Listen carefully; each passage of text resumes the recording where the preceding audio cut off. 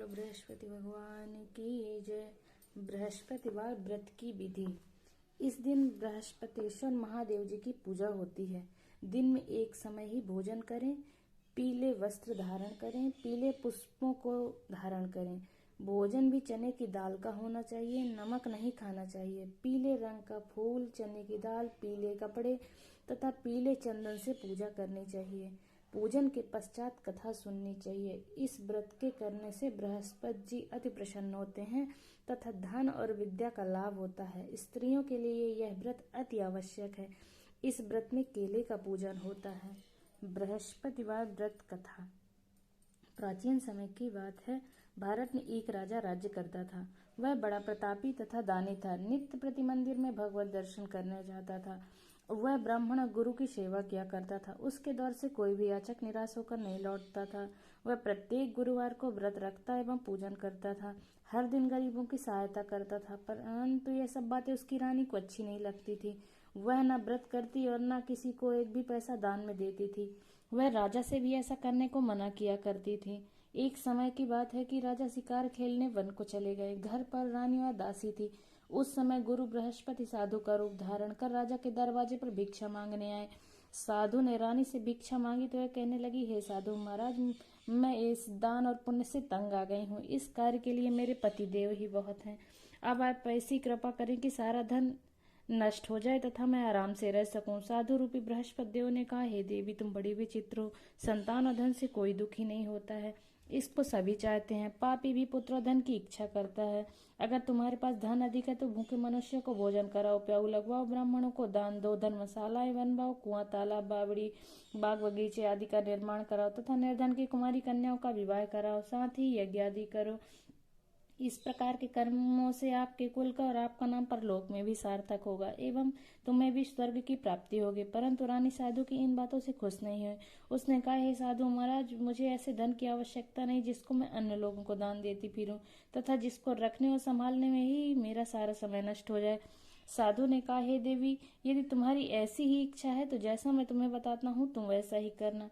बृहस्पतिवार के दिन घर आंगन को गोबर से लीपना, अपने केसों को पीली मिट्टी से धोना, केसों को धोते समय स्नान करना, राजा से कहना वह हजामत करवाए, भोजन में मांस मदिरा खाना, कपड़े धोबी के यहाँ धुलने देना।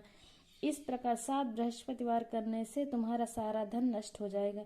यह कहकर साधु महाराज रूपी बृहस्पति देव अंतर्ध्यान हो गए। रानी ने साधु के कहने के अनुसार 7 बृहस्पतिवार तक वैसा ही करने का विचार किया। साधु के बताए अनुसार कार्य करते हुए केवल 3 बृहस्पतिवार ही बीते थे कि उनकी समस्त धन संपत्ति नष्ट हो गई। भोजन के लिए दोनों समय परिवार तरसने लगा तथा सांसारिक भोगों से दुखी रहने लगा। तब राजा रानी से कहने लगा, हे रानी, तुम यहाँ पर रहो, मैं दूसरे देश को जाता हूँ। क्योंकि यहाँ मुझे सभी मनुष्य जानते हैं, इसलिए मैं यहाँ कोई काम नहीं कर सकता। मैं अब परदेश जा रहा हूँ, वहाँ कोई काम धंधा करूंगा, शायद हमारे भाग्य बदल जाए। ऐसा कहकर राजा परदेश चला गया। वह जंगल से लकड़ी काट कर लाता और शहर में बेचता। इस तरह जीवन व्यतीत करने लगा। इधर राजा के बिना रानी और दासियां दुखी रहने लगी। किसी दिन भोजन मिलता, किसी दिन जल पी कर रह जाती। एक समय रानी और दासी को 7 दिन बिना भोजन के व्यतीत करने पड़े। तो रानी ने अपनी दासी से कहा, हे दासी, यहाँ पास ही के नगर में मेरी बहन रहती है, वह बड़ी धनवान है, तो उसके पास जा और वहां से 5 सेर भेजर मांग कर ले आ, जिससे कुछ समय के लिए गुजारा हो जाएगा। दासी रानी की बहन के पास गई। रानी की बहन उस समय पूजा कर रही थी। बृहस्पतिवार का दिन था। दासी ने रानी की बहन से कहा, हे रानी, मुझे आपकी बहन ने भेजा है, मुझे 5 सेर भेजर दे दो। दासी ने यह बात अनेक बार कही, परंतु रानी की बहन ने कोई उत्तर नहीं दिया, क्योंकि उस समय बृहस्पतिवार की कथा सुन रही थी। जब दासी को रानी की बहन से कोई उत्तर नहीं मिला तो वह बहुत दुखी हुई। उसे क्रोध भी आया। वह लौट कर रानी से बोली, हे रानी, आपकी बहन बहुत ही घमंडी है, वह छोटे लोगों से बात भी नहीं करती। मैंने उससे कहा तो उससे कोई उत्तर नहीं दिया, मैं वापस चली आई। रानी बोली, हे दासी, इसमें उसका कोई दोष नहीं। जब बुरे दिन आते हैं तब कोई सहारा नहीं देता है। अच्छे बुरे का पता विपत्ति में ही लगता है। जो ईश्वर की इच्छा होगी वही होगा। यह सब हमारे भाग्य का दोष है। उधर रानी की बहन ने सोचा, मेरी बहन की दासी आई थी, परंतु मैं उससे नहीं बोली, इससे बहुत दुखी हुई होगी। अतः कथा सुन और विष्णु भगवान का पूजन समाप्त कर वह अपनी बहन के घर आई और कहने लगी, हे बहन, मैं बृहस्पतिवार का व्रत कर रही थी, तुम्हारी दासी हमारे घर गई थी, परंतु जब तक कथा होती है तब तक हम लोग ना उठते हैं और ना बोलते हैं, इसलिए मैं नहीं बोली। कहो दासी क्यों गई थी? रानी बोली, बहन हमारे घर अनाज नहीं था। वैसे तुमसे कोई बात छिपी नहीं है, इस कारण मैंने दासी को तुम्हारे पास 5 सेर वेझर लेने के लिए भेजा था। रानी की बहन बोली, बहन देखो, बृहस्पति भगवान सबकी मनोकामना पूर्ण करते हैं। देखो शायद तुम्हारे घर में ही अनाज रखा हो। यह सुनकर दासी घर के अंदर गई तो वहां उसे एक गड़ा भेजर का भरा मिल गया। उसे बड़ी हैरानी हुई क्योंकि उसने एक एक बर्तन देख लिया था।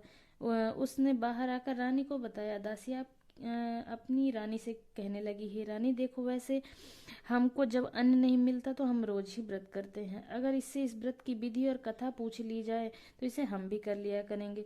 दासी के कहने पर रानी ने अपनी बहन से बृहस्पतिवार व्रत के बारे में पूछा। उसकी बहन ने बताया, हे रानी बहन, बृहस्पतिवार को सूर्योदय से पूर्व उठकर स्नान करके बृहस्पतिवार का व्रत करना चाहिए, लेकिन उस दिन सिर नहीं धोना चाहिए। बृहस्पतिवार के व्रत में चने की दाल और मुनक्कों से विष्णु भगवान का केले के वृक्ष की जड़ से पूजन करें तथा दीपक जलाएं। उस दिन एक ही समय भोजन करें।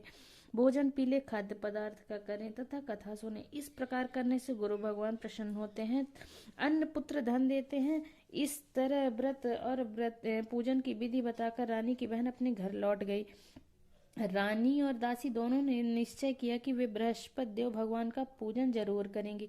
7 दिन बाद जब बृहस्पतिवार आया तो उन्होंने व्रत रखा। गुड़साल में जाकर चना और गुड़ बीन लाई तथा उसकी दाल से केले की जड़ से विष्णु भगवान का पूजन किया। अब भोजन कहाँ से आए? दोनों बड़ी दुखी हुई, परंतु उन्होंने व्रत किया था, इस कारण बृहस्पति देव भगवान प्रसन्न थे। वे एक साधारण व्यक्ति के रूप में 2 थाली में सुंदर पीला भोजन लेकर आए और दासी को देकर बोले, हे दासी, यह भोजन तुम्हारे और रानी के लिए है, तुम दोनों करना।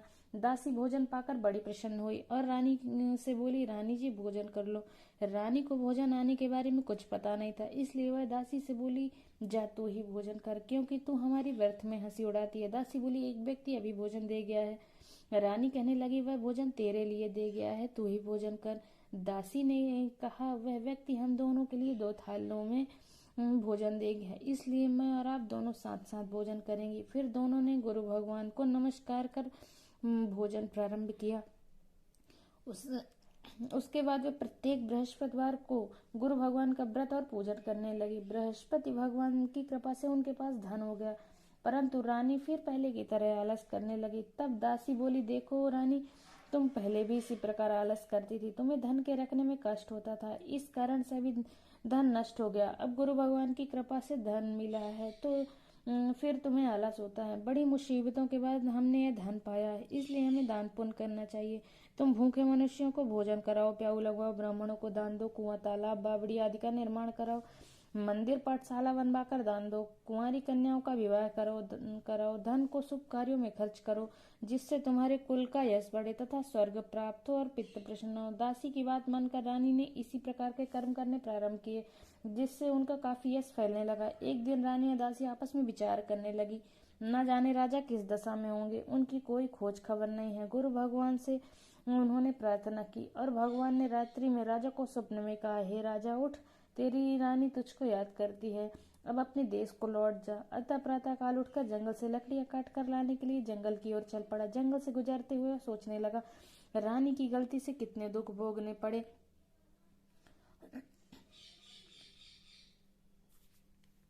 राजपाट छोड़कर उसे जंगल में आकर रहना पड़ा। जंगल से लकड़ियां काटकर उन्हें बेचकर गुजारा करना पड़ा। उसी समय उस जंगल में बृहस्पति देव साधु का रूप धारण कर आए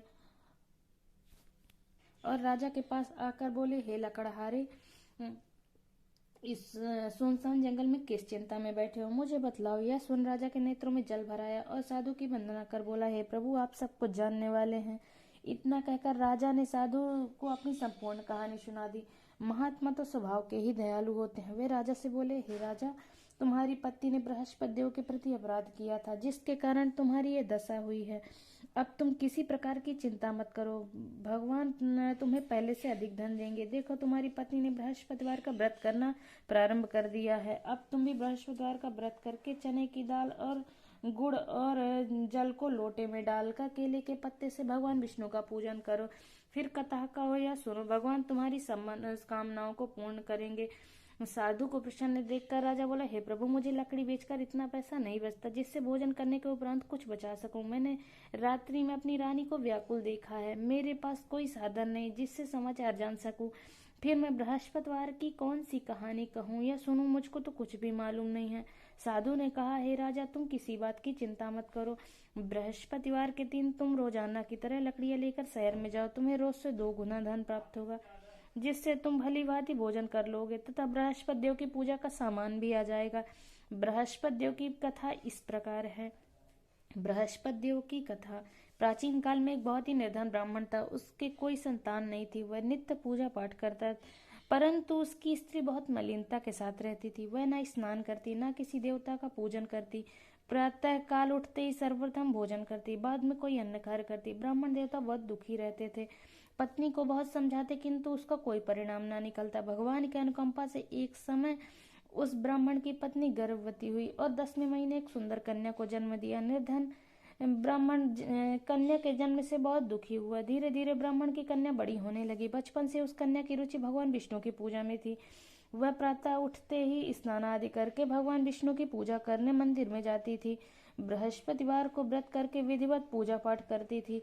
पूजा पाठ के बाद वह पढ़ने के लिए पाठशाला में जाती। घर से चलते हुए वह मुट्ठी भर जौ साथ लेकर जाती और पाठशाला के रास्ते में थोड़े थोड़े जौ गिराती जाती थी। जब वह पाठशाला से घर लौटती तो जौ के दाने सोने में बदले हुए मिलते थे।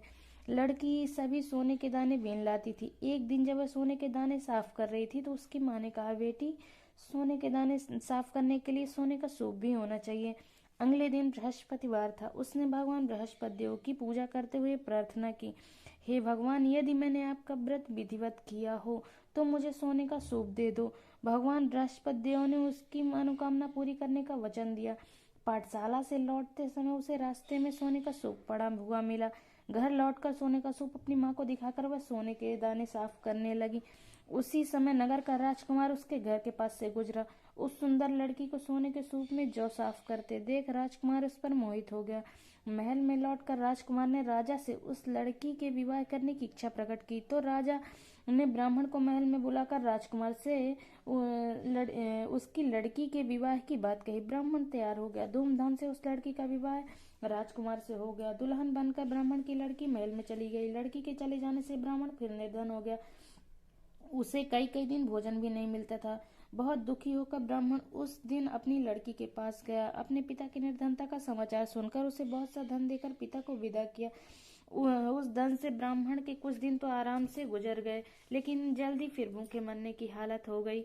ब्राह्मण अपनी लड़की से धन लेने के लिए फिर महल में पहुंचा। लड़की ने पिता की बुरी हालत देखकर कहा, पिताजी, आखिर आप कब तक मुझसे धन लेकर जीवन यापन करेंगे? आप कोई ऐसा उपाय क्यों नहीं करते जिससे आपका घर धन संपत्ति से भर जाए? ब्राह्मण ने कहा, मैंने तेरी माँ को बहुत समझा लिया पर उसकी समझ में कुछ नहीं आता। उसका फुहड़पन नष्ट हो तो घर की निर्धनता भी दूर हो जाए। तब कुछ सोचकर लड़की ने पिता से कहा, पिताजी, आप कुछ दिनों के लिए माँ को मेरे पास छोड़ जाओ। तब कुछ सोचकर ब्राह्मण पत्नी को लड़की के पास महल में छोड़ आया। लड़की ने अपनी माँ से कहा, माँ, तुम कल प्रातः उठकर स्नान आदि करके भगवान बृहस्पति देव विष्णु जी की पूजा अवश्य करना। पूजा करने से तुम्हारी निर्धनता अवश्य दूर हो जाएगी। लेकिन उसकी माँ ने उसकी कोई बात नहीं मानी।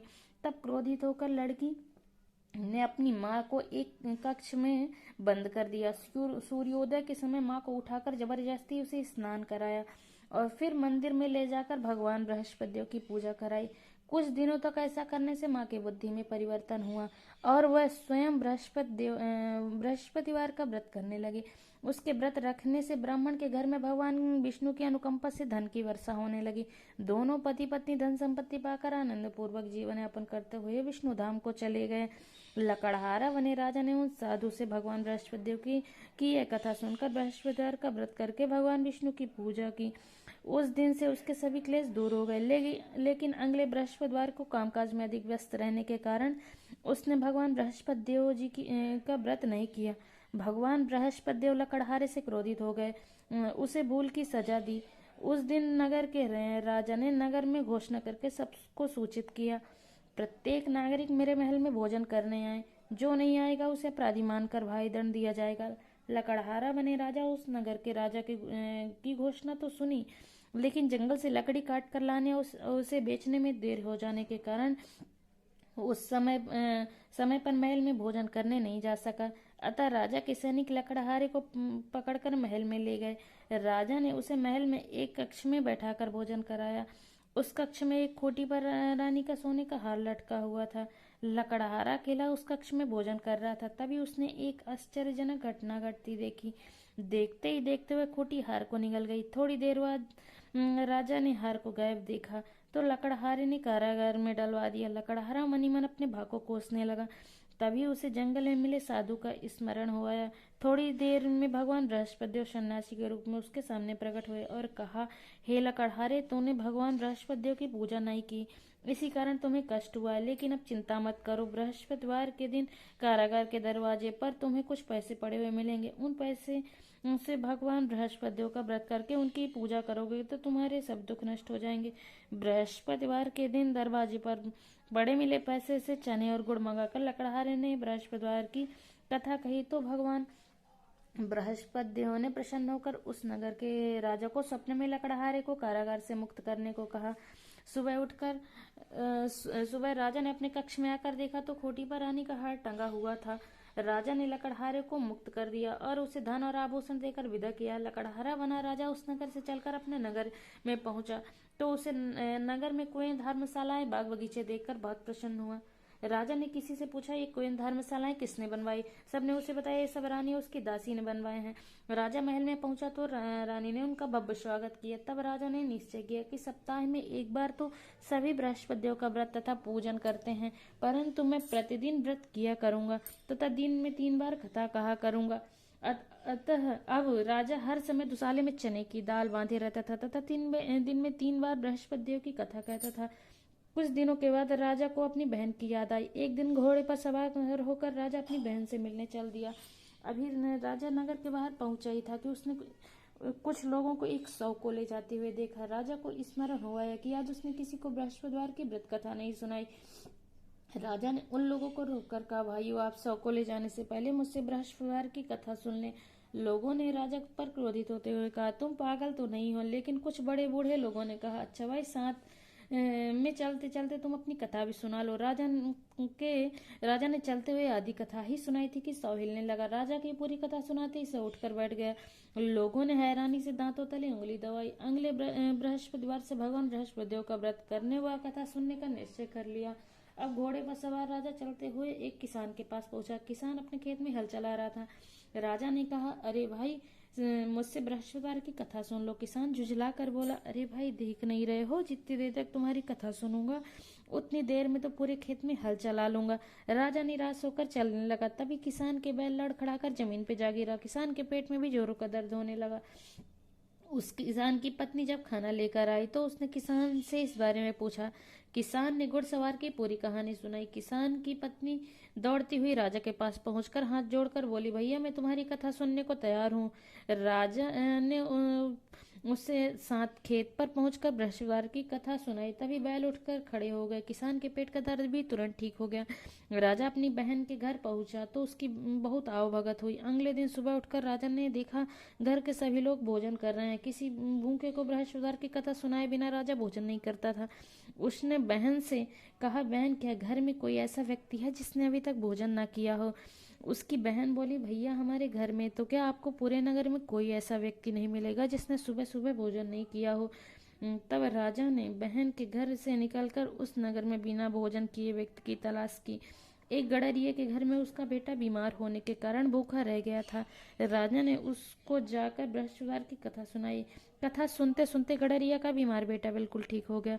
सबने राजा की बहुत प्रशंसा की। एक दिन राजा ने अपनी बहन से कहा, बहन, अब हम अपने घर जाना चाहते हैं, तुम भी हमारे साथ चलो, कुछ दिन वहां रहकर लौट जाना। राजा की बहन ने अपनी सास से पूछा तो सास ने ताने देते हुए कहा, बहू, मायके जाना तो अकेले जाना, मेरे पोतों को नहीं ले जाना। तुम्हारे भाई की कोई संतान नहीं है, कहीं तुम्हारी भाभी मेरे पोतों पर कोई जादू टोना ना कर दे। दूसरे कक्ष में बहन की सास की बातें सुनकर राजा दुखी मन से अकेला ही अपने नगर को लौट गया। रानी ने राजा से कहा, आप तो अपनी बहन को साथ लाने की बात कह कर गए थे, फिर बहन को साथ क्यों नहीं लाए? तब राजा ने दुखी होते हुए कहा, रानी हम निसंतान है, इसलिए कोई हमारे घर आना पसंद नहीं करता। रानी ने राजा को समझाया, हे प्राणनाथ, हमें बृहस्पतियों ने सब कुछ दिया है, अब भगवान बृहस्पतियों में संतान भी अवश्य देंगे। बृहस्पतिवार को विधिवत व्रत करते हुए राजा रानी ने भगवान बृहस्पतिदेव से संतान के लिए प्रार्थना की। कुछ दिनों के बाद उन्होंने स्वप्न में दर्शन देते हुए कहा, हे राजन, तेरी मनोकामना अवश्य पूरी होगी। 1 सप्ताह बाद ही रानी गर्भवती हुई। 10वें महीने रानी ने एक सुंदर पुत्र को जन्म दिया। राजा रानी जीवन पर्यंत बृहस्पतिवार का व्रत करते रहे, जिससे धन की वर्षा होती रही। इसी तरह आनंद पूर्वक जीवन यापन करते हुए राजा रानी भगवान बृहस्पतिदेव की अनुकंपा से मोक्ष को प्राप्त करके सीधे वैकुंठ धाम पहुंच गए। बृहस्पतिवार को विधिवत व्रत करके जो स्त्री पुरुष भगवान विष्णु की पूजा करते हैं, भगवान उनकी सभी मनोकामनाएं पूरी करते हैं। बोलो बृहस्पतिवार।